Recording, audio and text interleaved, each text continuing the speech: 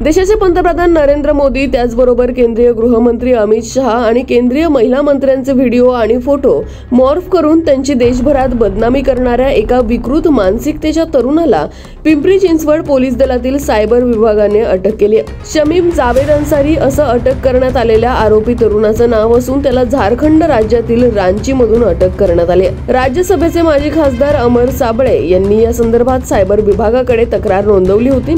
त्यानंतर तब्बल 3 महिने तपास करून सायबर पोलीस या तरुणापर्यंत पोहोचले। मात्र आरोपीने तक्रार करणाऱ्या माजी खासदार अमर साबळे यांचे फेसबुक अकाउंटही हॅक केले, अशी मागणी साबळे यांनी दिली आहे।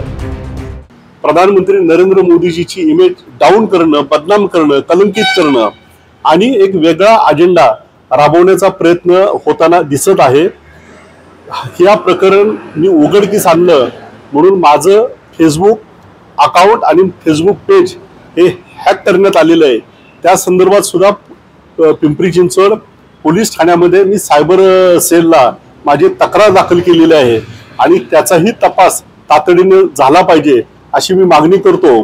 तर संबंधित तरुणाला आज पिंपरी न्यायालयात हजर करण्यात आल्यानंतर कोर्टाने त्याची रवानगी जेलमध्ये केली आहे। हा प्रकार अत्यंत गंभीर असून आरोपीने देशातील अनेक राजकीय नेत्यांचे फोटो व्हिडिओ मॉर्फ केले असल्याची बाब तपासात उघडकीस आल्याचं सांगत, जर अशा पद्धतीने कुणी फोटो व्हिडिओ मॉर्फ करत असेल तर त्यांच्या विरोधातही सायबर ॲक्टनुसार गुन्हे दाखल होऊ शकतात, अशी माहिती सायबर सेलचे प्रमुख संजय तुंगार यांनी दिली आहे।